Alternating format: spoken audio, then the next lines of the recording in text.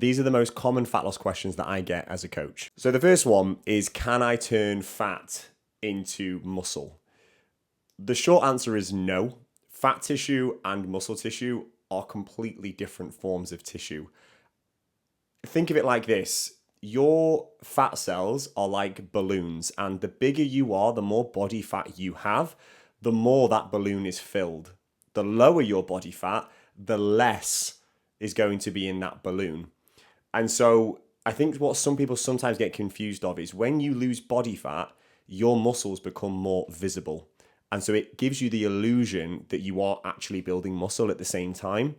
But the reality is, it's two completely different things. And so if you're going into a calorie deficit, just focus on losing weight. Don't focus on building muscle, in my opinion. I mean, a good example of this as well is some of you may be thinking of getting liposuction, for example. What liposuction does is it takes away those fat cells and it takes them out of the body. And that's why sometimes those who choose to get lipo, they tend to have slight deformities in the way that their body looks because they are literally taking out cells from their body. Please don't do lipo. But no, you cannot turn fat into muscle. Can you spot reduce body fat? Now, I think this question is often disguised as, how do I tone my arms? How do I tone my abs?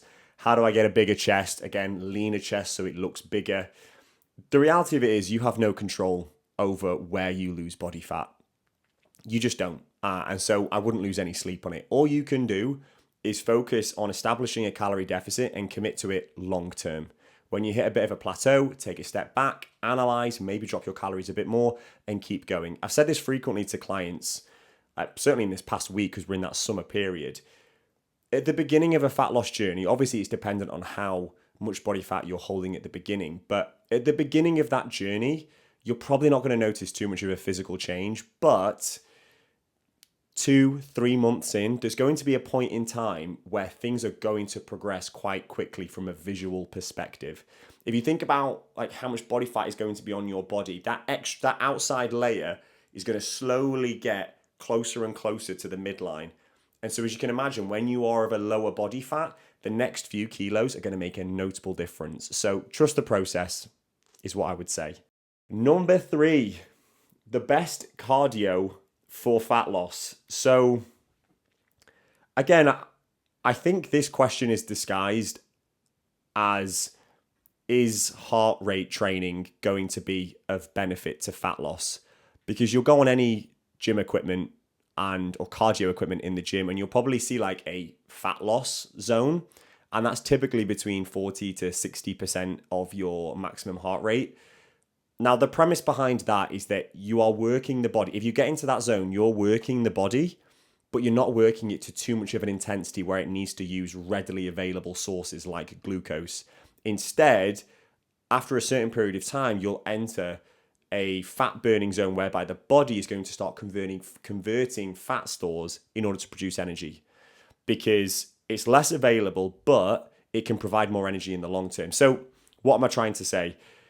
Do whatever you enjoy, because let's say that you're in a fat burning zone on a cross trainer for 60 minutes, but then at the end of the day, you go over your calorie deficit.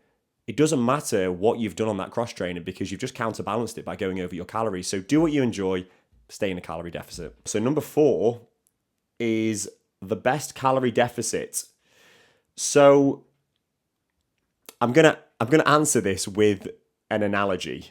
So I currently am of an age where most of my friends are saving for mortgages. And the way that I can distinguish who is aggressively saving compared to others is how often I see them. So if somebody is aggressively saving for a mortgage, they're going to come out less. They're going to be less likely to go on a boys' holiday. I'm just going to see them less. Probably hear a lot of excuses as well. And so they're making more sacrifice in order to get that mortgage. The same principle can be applied to a calorie deficit. So there's no concrete answer as to what is the best calorie deficit to achieve. But if you choose to go into a 1,000 calorie deficit, you are going to have to make more sacrifice. And there's no two ways about it. And that sacrifice may not be worth it. For me personally, I would recommend 300 to 500 calories. If you're in a 1,000 calorie deficit, I would give it no more than 3-4 weeks before you have a complete blowout because you are starving. So the more you sacrifice, the less sustainable it's going to be. So although on a smaller deficit, it's going to be a bit longer, the process, it's completely worth it in the long term. And you'll get out of that yo-yo dieting culture that you may or may not be in right now. So, 1 to 2 kilos a month is perfect for weight loss. Starvation mode, is it a real thing? How do I avoid it? So, in my opinion, starvation mode isn't a thing. I think often the term is glamorized in order to get you to buy a PDF or to get you to buy into a workout program or into a nutrition plan. Starvation mode is a fancy way of saying that your body has just adapted to the calories that you're on. So if you're dieting for, gosh, I've spoken to some people who have been dieting for the best part of a year, but let's say you've been dieting for 4 months. You've been in a calorie deficit and you're starting to get a little bit tired of it and you're starting to get a little bit of a plateau. What is likely happening at this point is a few things. You are probably doing less and subconsciously you're just not aware of it. You're just not aware that you're doing less. So it could be that there's less intensity in the gym. It could be that you are moving less at the weekends because you're just more tired than normal. You could be parking closer to the shops and not therefore walking as much. You could be doing less in and around the house. These things you don't really think of when you think of a calorie deficit, but these little actions throughout the day do add up. And so you're probably burning less calories. And so therefore, that's why you're hitting a plateau. Another thing, which I hate to break it to you, is depending on how aggressive your calorie deficit is, if it's on the higher end of aggressive, you've probably lost muscle. And when you lose muscle, you lose the amount of calories you can have every day. So as I mentioned in the first question, muscle is more metabolically active than fat. And so if you lose muscle, your body needs less energy per day in order to survive. And so that calorie deficit, let's say, is 2,000 at the beginning. If you lose muscle, that deficit is suddenly going to become 1,600.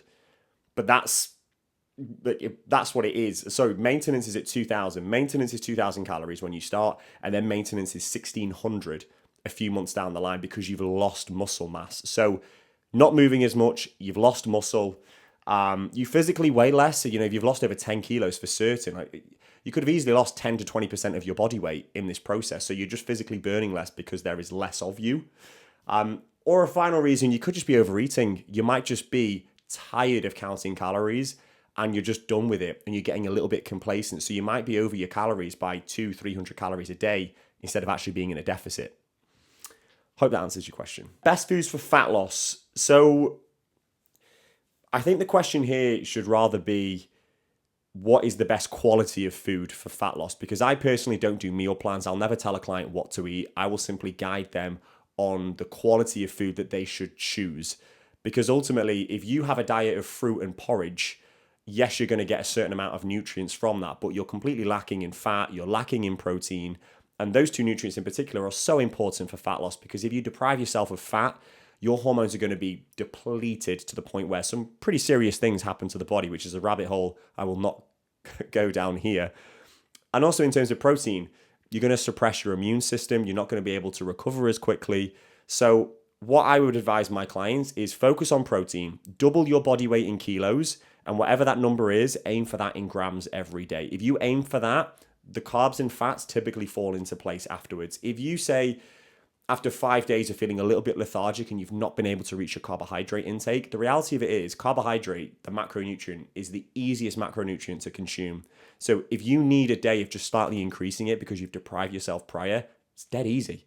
Whereas protein, because of how satiating it is very difficult to suddenly eat an abundance of meat, for example. So the best foods for fat loss is a calorie deficit with a balanced macronutrient breakdown. Fill whatever you want your diary in terms of food. If you want to lose fat quicker, should I be doing low carb?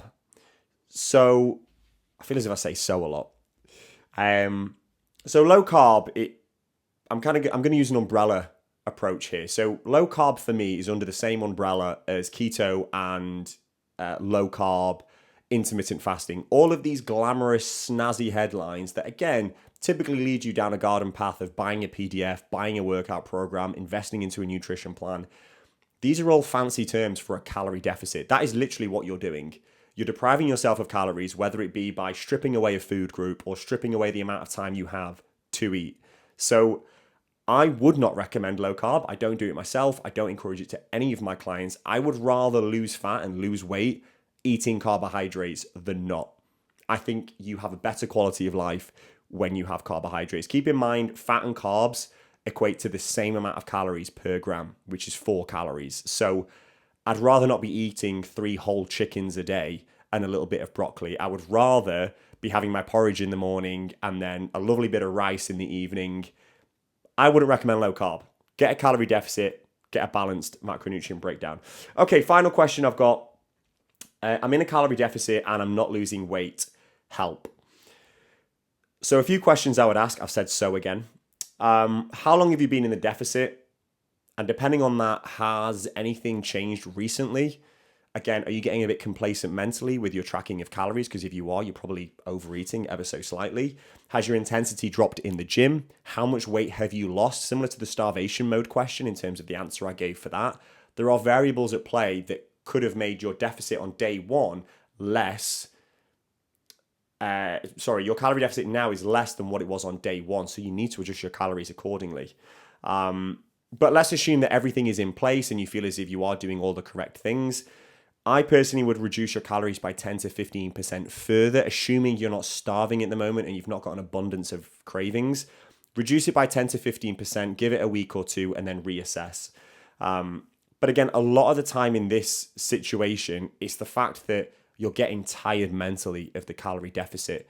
Physically, you're getting tired of it, so you're doing a little bit less inside and outside the gym. And mentally, you're not tracking the odd bagel here and there, and you're not tracking the fruit that you put on your porridge. And so my advice, do the 10 to 15% calorie reduction. If you're still in a similar place, take 3 weeks off and just go to maintenance calories and then revisit it after. And I think you'll just feel a bit more rejuvenated. That's everything for now. I hope these questions or these answers have helped, and I'll be sure to do another one in the future.